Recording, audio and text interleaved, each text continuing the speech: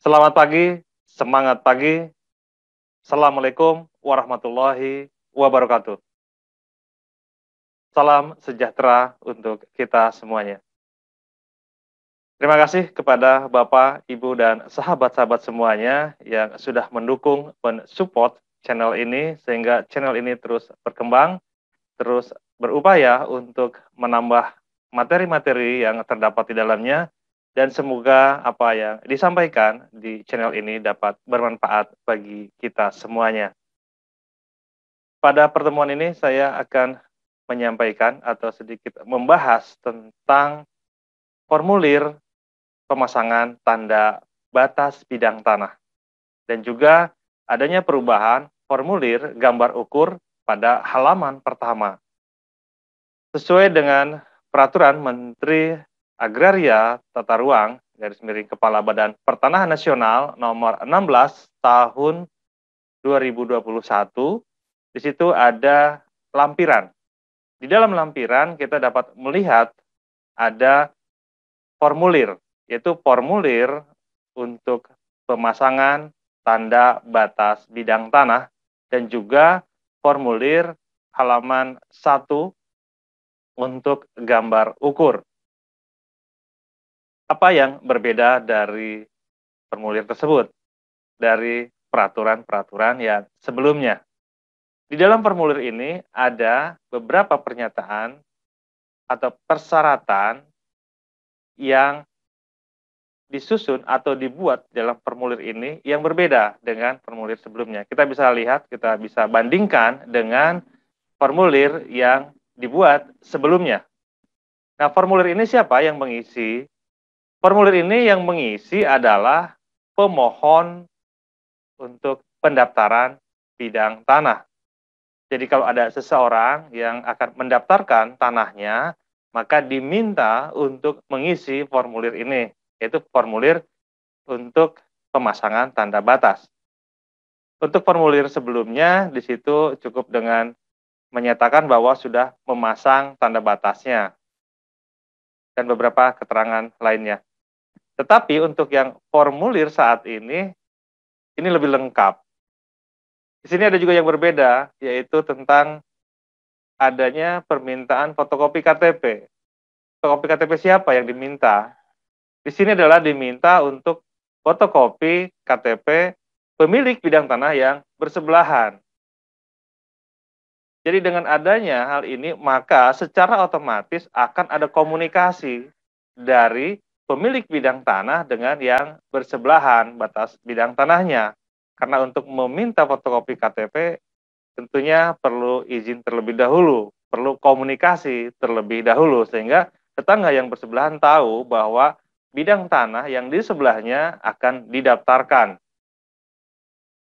Kemudian juga ada beberapa keterangan tambahan di situ, yaitu tentang tanda tangan. Tanda tangan dari tetangga batas bidang yang bersebelahan. Tentunya dengan meminta tanda tangan ini pun, ini berarti pemilik bidang tanah yang mendaftarkan tanahnya harus berkomunikasi dengan baik dengan tetangga yang bersebelahan.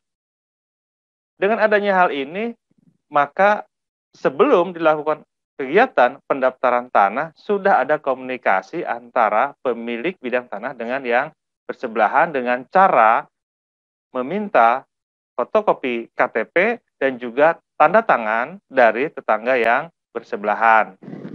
Untuk yang tetangga bersebelahan ini tentunya nanti ada yang setuju, ada yang tidak setuju. Nah, disitulah perlu adanya kesepakatan. Ini dapat memperkuat asas kontradiktur delimitasi karena sebelum didaftarkan sudah komunikasi terlebih dahulu, sehingga pada saat nanti pengukuran pun otomatis yang sebelah sudah tahu, tinggal nanti disepakati, atau jika tidak ada kesepakatan maka diselesaikan dengan cara komunikasi yang lebih baik di antara mereka. Jadi sebelum didaftarkan sudah ada kejelasan tentang batas bidang tanahnya. Berbeda dengan yang sebelumnya, di dalam gambar ukur pun ada perbedaan formulir.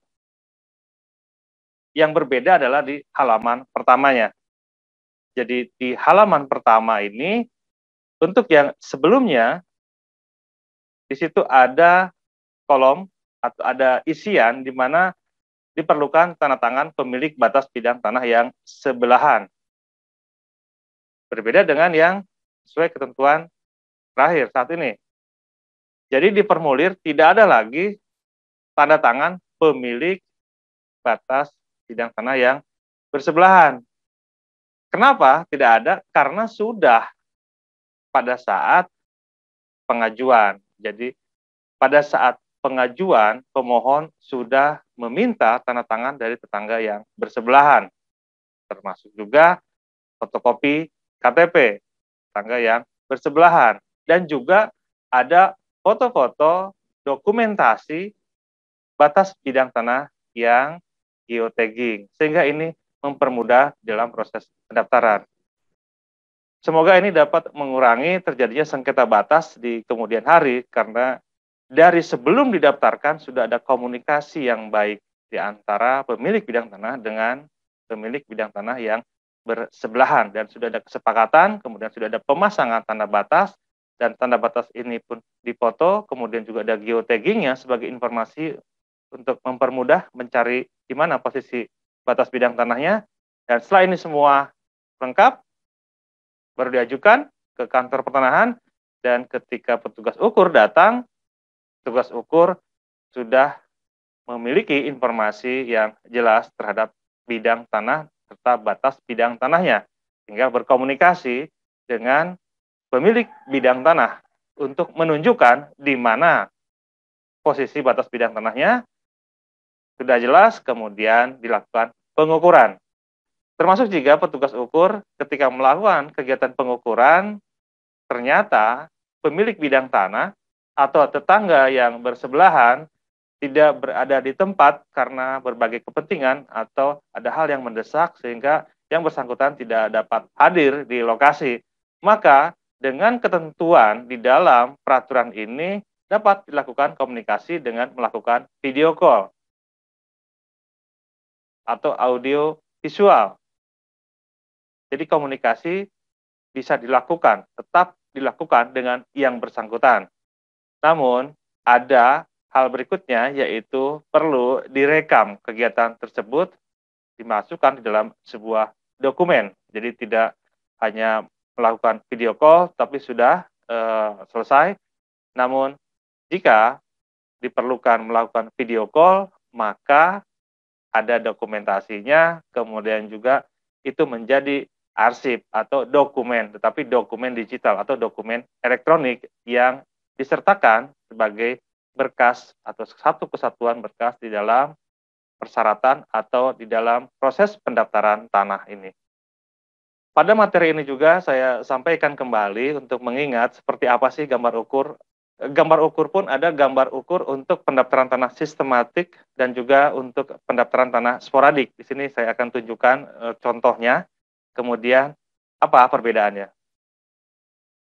Jadi untuk gambar ukur ada halaman 1, halaman 2, halaman 3, halaman 4 untuk yang sporadik. Kemudian juga untuk yang sistematik juga ada halaman 1, 2, 3, dan 4. Ini modelnya.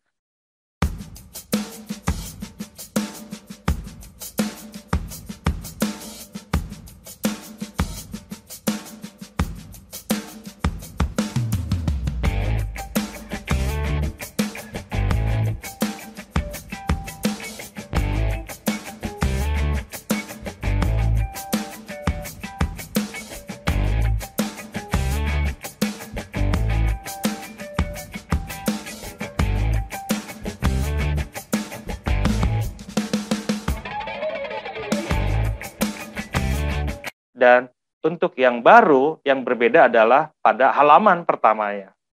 Untuk yang baru tidak ada formulir atau isian tentang tanda tangan dari pemilik bidang tanah yang bersebelahan. Sementara untuk GO yang lama, di situ ada tanda tangan dari pemilik bidang tanah yang bersebelahan.